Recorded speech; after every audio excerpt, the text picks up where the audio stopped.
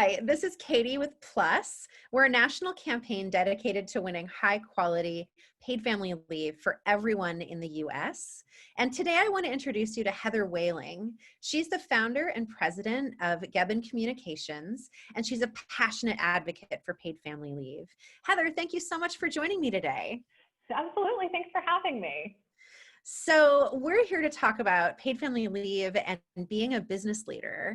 So just to help everybody know and understand your perspective, where you're coming from, I'd love to hear a little bit about your background. How did you come to start your company? I had worked for other people's PR agencies for about 10 years and had learned a lot about what I liked and what I didn't like. And then decided, over a long story, but over a course of time, decided that I wanted to go out and start my own. So I launched Geben Communication in December of 2009. So we're in the midst of our 10-year anniversary. Congratulations. That's a sustainable business right there. Yes. Yeah. I feel like we've sort of graduated from that toddler stage. Like this is a real thing now. Yeah, that's awesome. Mm-hmm. So we're based in Columbus, Ohio. I've got a team of about 25 people or so. We work with clients all across the country though. So about half our business is here in Columbus, but the rest of our clients are scattered from Washington, D.C. and New York to San Francisco and everywhere in between. And our work primarily focuses on public relations, social media, digital marketing, and data analytics and insights. So really helping people figure out how to communicate better with their audiences, whatever channels they're using. Sounds like a really fun business, one that stays dynamic all the time. It is fun. Yeah, there's definitely never a dull day. So you as a leader have made paid family leave a part of the offerings that you make to your employees, even in the absence of a state or federal policy. When did you start offering this benefit to employees and why? So we rolled out Geben Loves Families in April of 2016. Wait, say that again? Geben Loves Families? Yeah, so our policy is called Geben Loves Families. I love it. Thanks. So we had rolled it out in April of 2016, and I can tell you about the policy, and then I can tell you maybe a little bit about the backstory that helps illuminate why paid leave is so important. Great.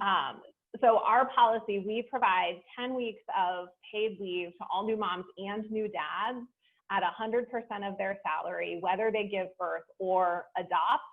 Plus, then we have a 2-week transition period. So that, during those 2 weeks, they can work from home, they can work, part days in the office, they can come in later, sort of whatever they need to adjust to the new reality of working with a child, because it is a big transition. And I remember after I had my son going back to work, that nobody tells you about that transition period. So that's why we have the 10 weeks plus the 2-week transition period. I mentioned I have a son. So my son was born in 2013, and Geben was a small, still relatively small company at that time. Yeah, you're still in your first 5 years. Yes, exactly. Yeah, we were still a tiny company still at that time. And we went into labor 5 weeks early, and I was on the highway. So if you picture the state of Ohio, we were on the highway basically right between Columbus and Cleveland. So very rural area. And all of a sudden, my water never broke. All of a sudden we were in the car, and I had one of those apps to time my contractions. And all of a sudden, out of nowhere, my contractions were like 2 minutes apart. So we have to, yeah, it was anxiety inducing to say the least. That baby was ready. Yes, he was not messing around. So we pulled off the highway, went to the closest hospital we could find. And it was this very rural hospital that my son was breached. It was an emergency situation, and they were not equipped to help us. So we ended up getting life flighted to a hospital in Akron. In a helicopter? In a helicopter, yeah. So literally, they rolled me onto I'm on the stretcher thing that you see in TV shows, and they roll me into the helicopter, fly me to the hospital, and then we're met there by the emergency team of doctors. So they could whisk me down. I had the emergency C-section. And then because he was 5 weeks early, he hadn't totally fully developed. So he spent the first 13 days in the NICU. And during those 13 days, it was the most stressful experience I've ever been through. But during that time, I never had to worry about if I would have a job to go back to or if I would get paid for the time I was out of the office. I am the boss. So of course I was going to get paid, and of course I would have a job to go back to. But having a child in any situation is stressful. And I couldn't imagine then having an added layer of stress of not knowing if you get paid or if you'd have a job to go back to. So for me, it really helped crystallize the importance of paid family leave. So then, fast forward a couple of years, the company was growing a little bit, and we just had to put some policies in place. And paid leave was one of those policies that was very important. And then I knew I wanted to put sort of a stake in the ground around, so that even in the absence of legislation or a nationally funded policy, it was an important commitment that I could make to our team that we were going to figure this out, because I think every new mom and new dad needs that time at home without having to worry about a job. I couldn't agree more. And, in the US, employers of the size that your business is aren't required to do anything. Not even protect shocking. people's jobs. So you're really doing a great thing by putting this kind of policy in place. Thank you. What has been your experience of the policy since you put it into place, I guess 6 years ago now? How are people using it? Yeah, so the policy, so my son was born 6 years ago. We put the policy in place in 2016, so about 3 years ago. Or 3 years ago, okay. But 4 years ago, it's 2020 now, 4 years ago. I don't even know what day it is, so. Oh my gosh, right? I don't know what's happening this year. So about 4 years ago, we put the policy in place. I think we've had 6 people take the policy, and it's worked out really well. And a number of those people had a child at a previous job where maybe they didn't have leave or didn't have as much leave, and they have talked about how it's made a huge difference for them in just the ability to have that time at home, and for them and their body to recuperate and to adjust to having a new child. I think it also, so I think about this in kind of 2 different ways. There's we're doing it because I honest to God believe it's the right thing to do, but we're also doing it because I think it is a smart business decision. And we are able to, I think it helps us recruit and retain top talent differently than if we didn't have this, especially when we first rolled the policy out in 2016. I think now everybody's talking about paid leave. In 2016, people were not talking about paid leave to the level at which they are now. And so it was truly a differentiator for us as a small business to have this policy that most of the large businesses weren't even offering then. And I think even continuing now, to your point, companies our size don't have to provide this. And so I do think it helps differentiate us in the sort of talent war as we're trying to recruit and retain the best people out there. One thing that I hear from a lot of sort of fellow business leaders of operations of this size, is how on earth do you survive with somebody gone, totally offline for that, in your case, that 10-week period? What advice would you give to a peer in the space thinking about how to support employees and how to support your business in employees actually using this benefit? The nice thing about it being a benefit that is tied to pregnancy is you have time to plan, right? Like you have 9 months, or maybe they don't tell you for the first 3 months, but you've got 6 months or so to sort of figure it out. So we have 2 people on my team right now who are pregnant, who one I think is due in August and one is due in September. And so we're going to have basically 2 people out at the same time. Mm-hmm. But we've also known for months that this was happening. So we've been able to take steps and put plans in place. So I think you have the benefit of time on your side with this. The other piece I would say is you just need to prioritize and recognize that there are some things that person, when they're working full time, it is important that they do. But if those things don't happen the exact same way for a short period of time, the company is going to be fine. So really prioritizing in the job description or in their role, what are those top priority things that cannot stop over that period of time, and make sure those are taken care of. You can figure it out, I think, is what I always want to tell people. Yeah. So for us, we're able to spread some of the work out internally. And I think we have found our employees really appreciate that they work somewhere that offers this leave. And so they're willing to pick up a little bit of an extra responsibility for a short period of time so that their coworker and their friend can go have this leave time. So that is one way we've been able to do it. In some situations, we've also brought in either like a freelancer or a temp worker, to provide just a little bit of extra support.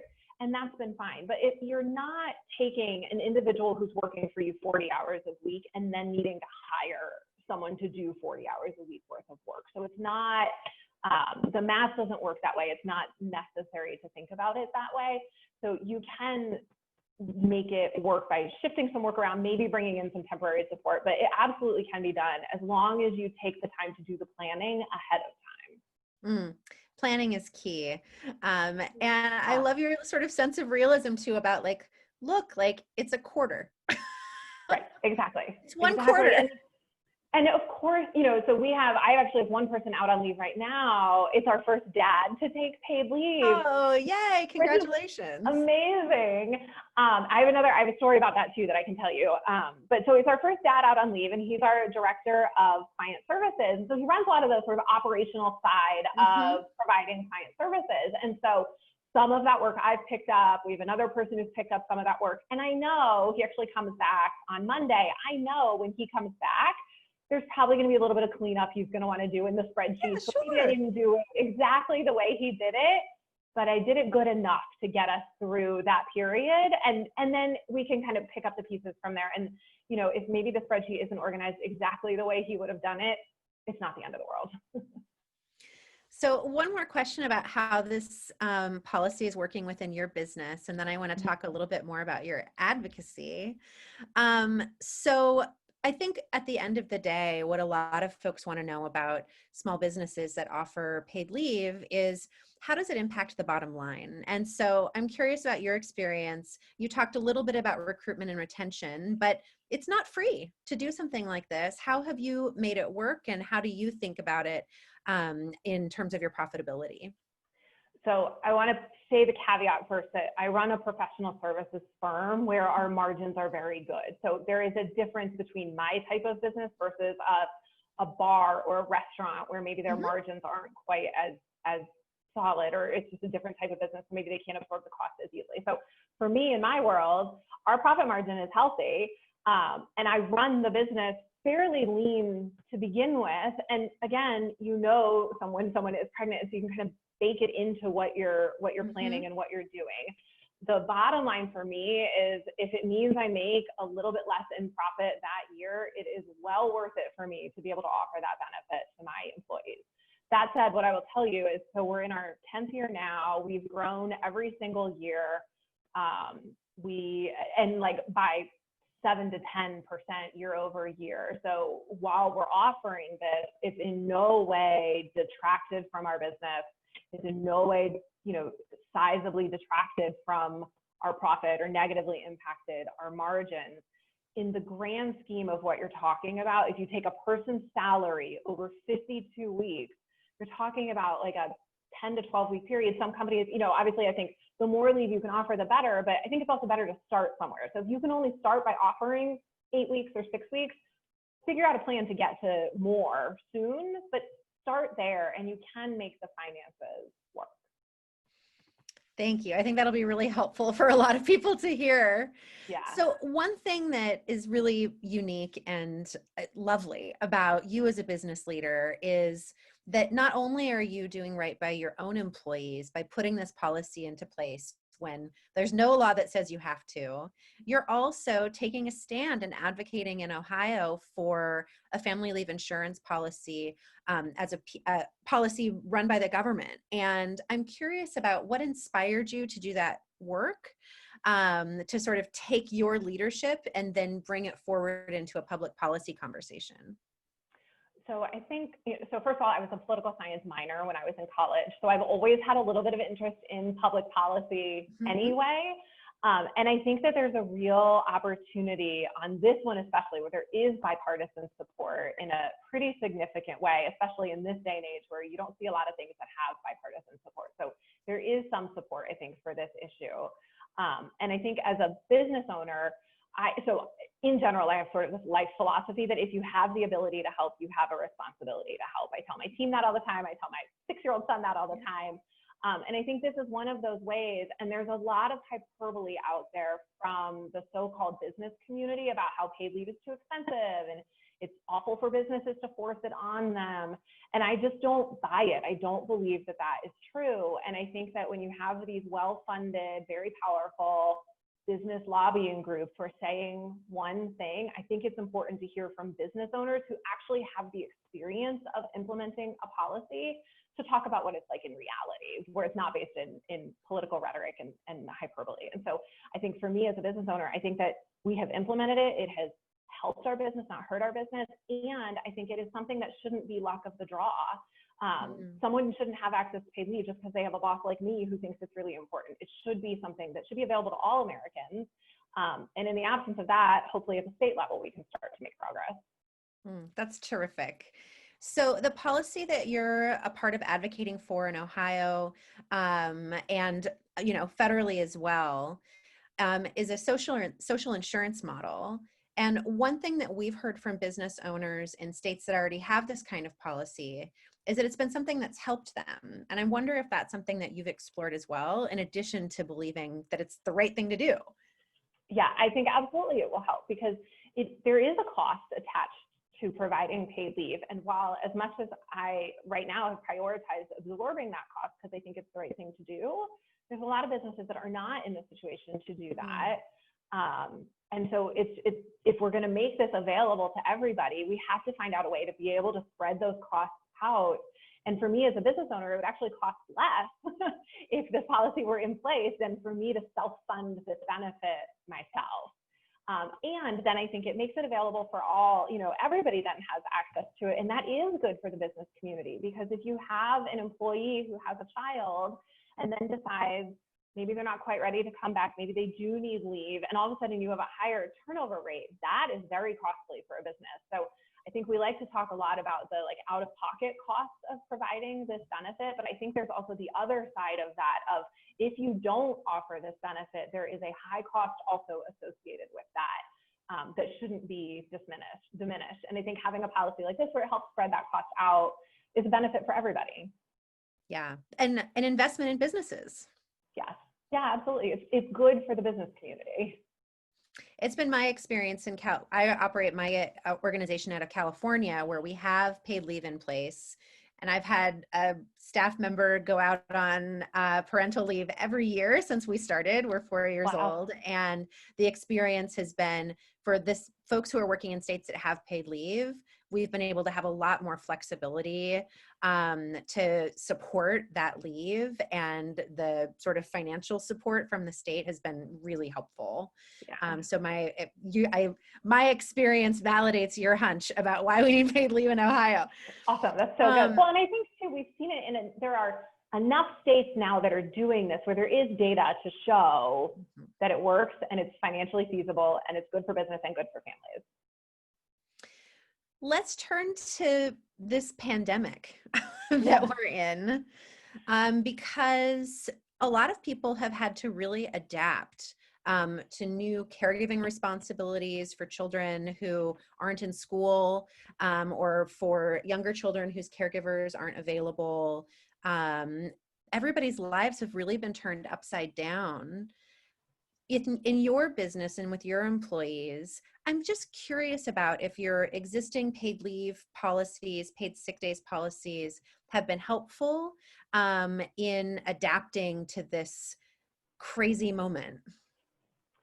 So I think in a couple ways that the culture and sort of our approach to workplace policies has shined in this moment. So we do have a couple people who have kids at home, and so we tend to offer a fairly flexible work schedule and environment anyway. And we had one person who, she and her husband were both working from home, and they have 2 kids. And so what they decided to do basically was split the day. So she would be with the kids in the morning until about lunchtime, and then she would work then lunchtime and a little bit later into the evening, and then they would reverse.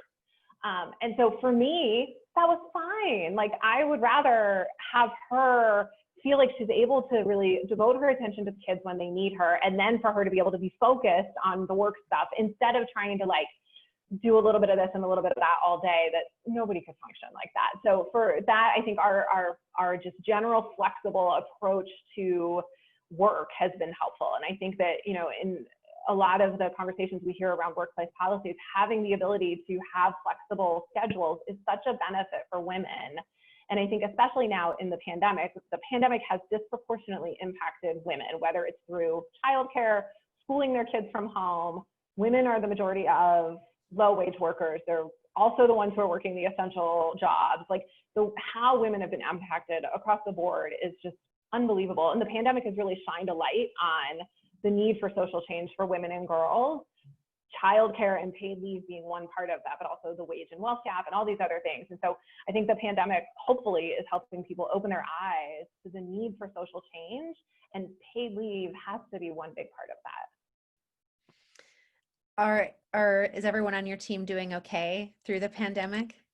It's hard. I mean, Yeah. we've got a lot of people who we've been working from home now it was 75 days a week and a half ago or so, so we're coming up on almost 100 days of working from home. And that is hard, especially I've got a lot of like extroverted, very social people on the team.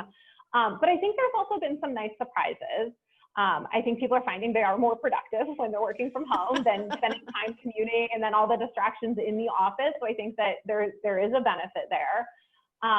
It has also, I think, forced us to allow, or it has allowed us to really rethink what designing your day means.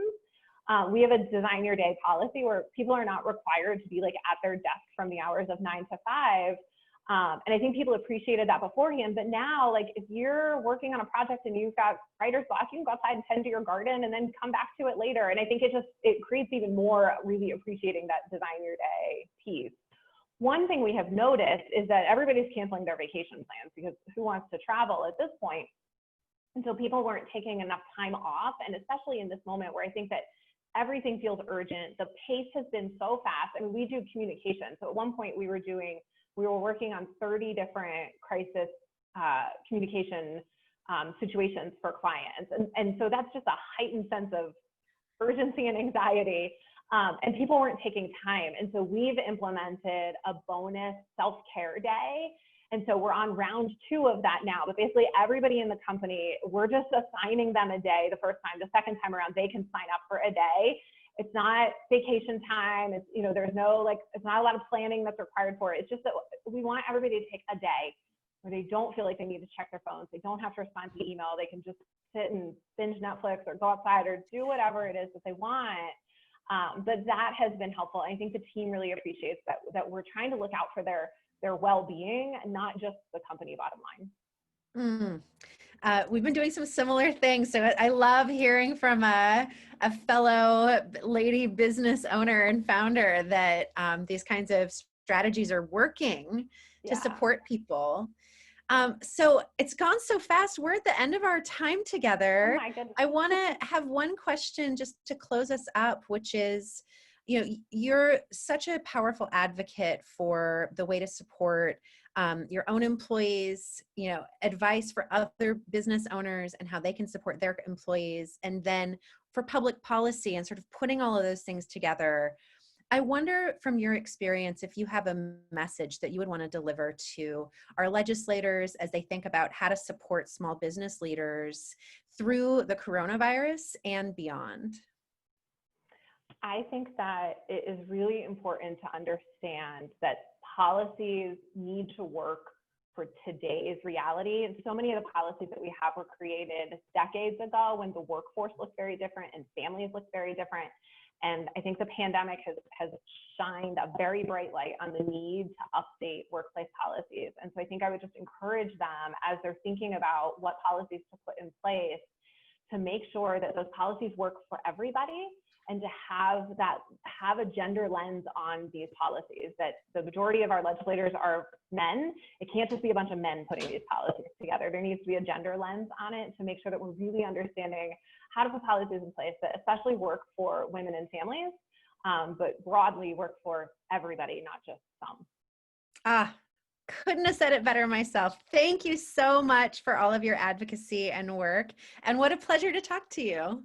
It was so great to talk to you too. Thank you so much for everything that you and Plus are doing.